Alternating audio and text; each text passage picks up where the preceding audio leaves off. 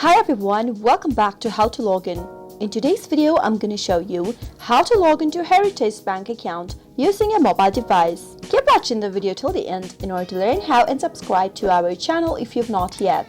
Press the notification bell icon so that you'll never miss another future updates from us. Start off by going to your web browser from your mobile device. In the URL box at the top of the screen, type in www.heritage.com.au and search. You'll end up in the home page of Heritage Bank that looks like this. At the upper right hand corner, you should see a login button. Tap on that in order to end up in the login area. Go ahead and type in your member number in the first text box. Once you do that, head over to the password text box and type in your password. If you've forgotten your login in details, that is your member number or your password, you can call on this number that is mentioned below. You'll receive assistance on what to do in order to retrieve your member number back or to reset your password. After you're done filling in all of your information and you're ready to log in, tap on the login button and then you'll be logged into your online banking account for Heritage Bank. I hope the tutorial was helpful. If it was, go ahead and give us a thumbs up. Comment down in the comment box if you have a question or a feedback for us.